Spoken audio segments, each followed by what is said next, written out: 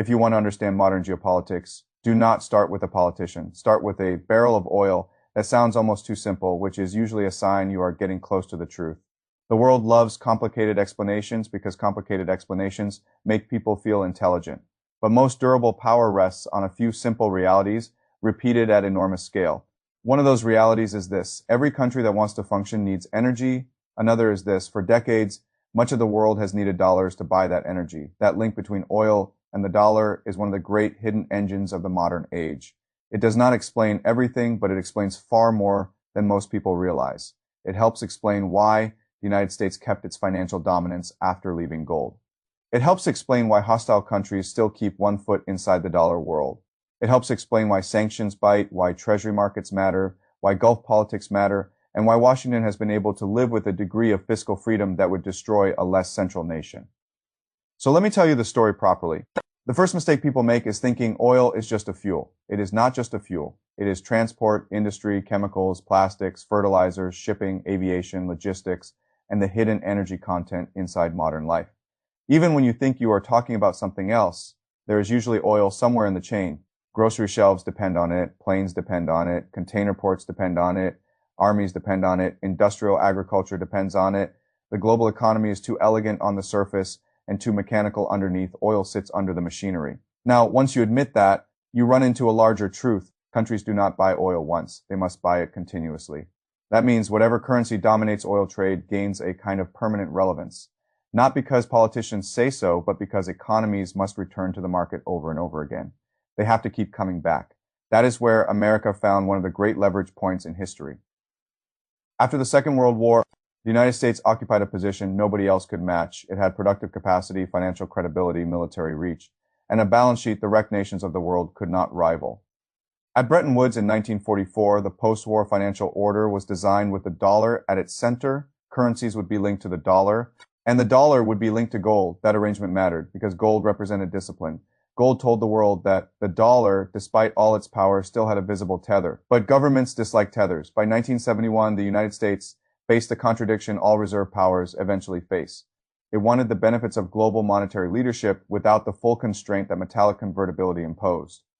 Nixon broke the link. The world moved from a gold-backed dollar order into a fiat dollar order. Now, if you stop the story there, you miss the real drama because the obvious question was hanging in the air the moment gold disappeared. Why should the world continue to organize itself around the dollar? Now, America still had size, it still had strong institutions, it still had deep markets, but what made the system durable after gold was not just habit, it was the marriage between the dollar and the most indispensable commodity on earth. Then came the oil shock of 1973. Arab producers cut output in embargoed countries seen as supporting Israel during the Yom Kippur War. Oil prices surged, Western economies felt shortages, inflation, and vulnerability all at once. It was a painful reminder that energy security is not an abstract policy debate. It is the floor beneath the entire economy. Out of that crisis came a strategic bargain that shaped the modern world. The United States reached an understanding with Saudi Arabia. Saudi oil would be sold in dollars. In exchange, the United States would provide security, support, and strategic backing.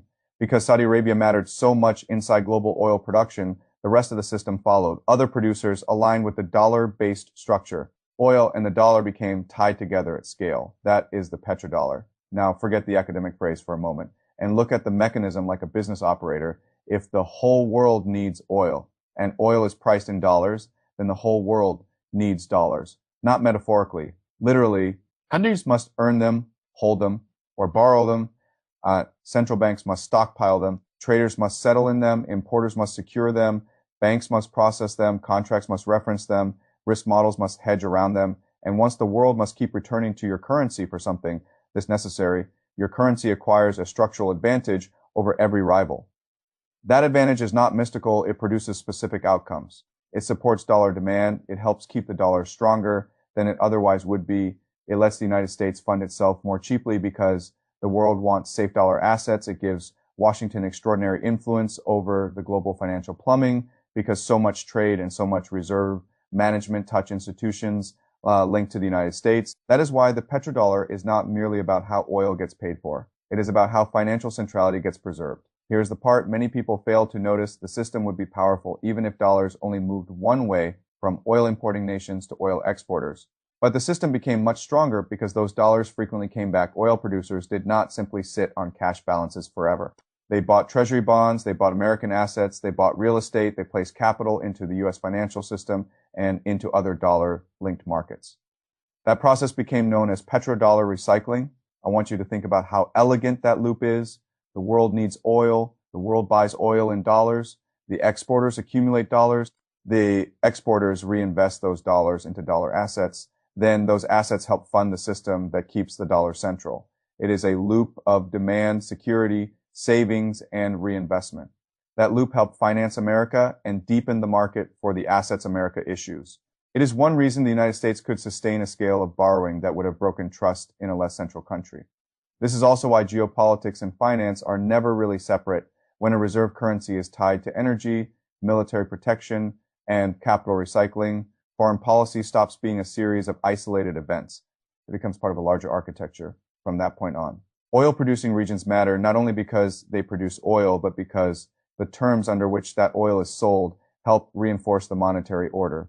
Maritime choke points matter, Gulf alliances matter, security guarantees matter, sanctions matter, settlement systems matter, treasury demand matters, all of them become pieces of the same game. That does not mean every action by Washington is secretly scripted around the petrodollar. Serious thinking does not work that way. It does mean that any government sitting at the center of such a system will instinctively protect the structures that keep the system functioning.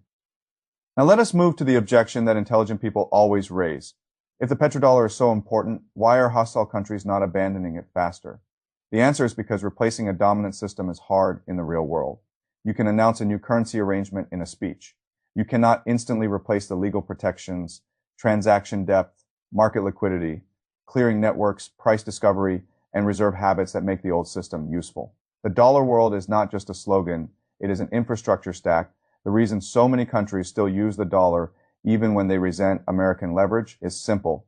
It works, it is liquid, it is deep, it is familiar. You can move huge amounts through it, you can hedge through it, you can insure through it, you can settle through it. The legal framework is widely understood.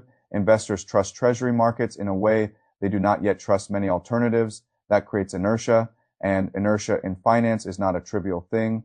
It is one of the strongest forces in the world. Still, inertia is not immortality.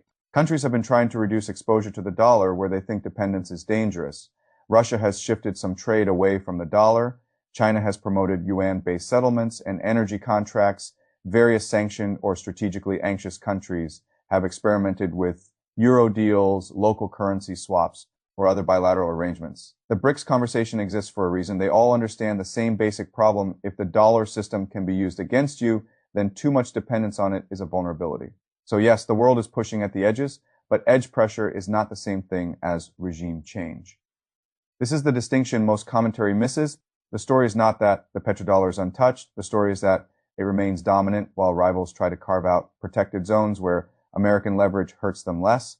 That is a more mature way to read the moment. China, for example, is not simply trying to destroy the dollar tomorrow. China is building options. It wants more trade settled in yuan. It wants more commodity relationships that bypass Washington. It wants less exposure to an American financial order that could be weaponized in a crisis. Russia thinks similarly, especially under sanctions. These are not irrational goals. They are logical responses to dependence. But logic does not erase scale. To weaken the petrodollar, meaningfully, rivals need more than dissatisfaction. They need trusted markets, legal credibility, deep bond markets, reliable convertibility, financial openness, shipping insurance capacity, and institutions strong enough for outsiders to bet serious national reserves on them. That is a much taller order than making speeches about multipolarity. This is why the petrodollar discussion is really about power quality.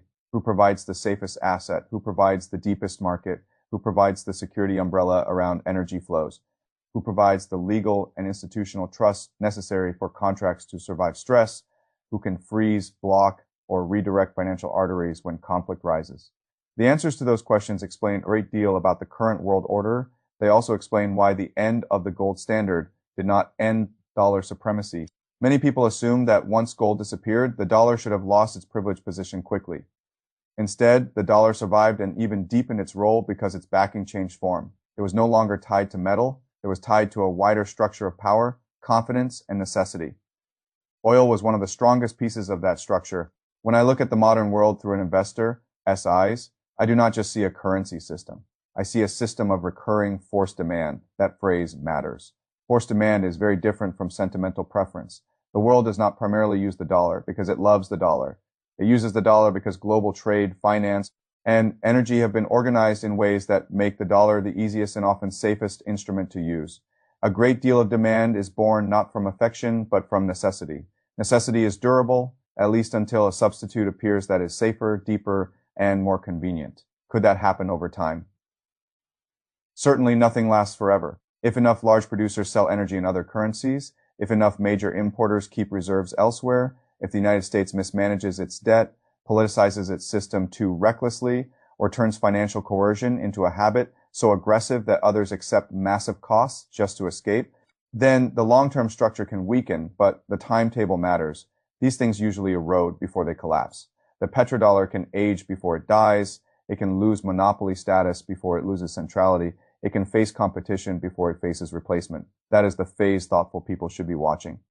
Now, not the fantasy of instant overthrow, the slower question, how much of the world is still compelled to come back to the dollar for the energy, contracts, reserves, and settlement tools? It cannot yet source elsewhere. As long as that answer remains a great deal of the world, the petrodollar remains alive in the only way that matters functionally. And once you see that, a lot of global behavior begins to make more sense. American deficits make more sense. Treasury demand makes more sense. Why sanctions can be so painful makes more sense. Why Gulf politics never stays regional makes more sense. Why rising powers talk about de-dollarization but move carefully makes more sense. Why the fight over currency systems is really a fight over legal trust, market depth, energy settlement, and strategic autonomy makes more sense. The petrodollar is not a conspiracy. It is an arrangement. It is not omnipotent. It is powerful. It is not eternal. It is resilient. And above all, it is one of the clearest examples in history of how a nation can turn necessity into demand into financial advantage, and financial advantage into geopolitical reach. That is why this subject matters, because once you understand it, you stop looking at the world as a pile of disconnected crises. You start seeing a structure. And when you can see the structure, you are much harder to fool.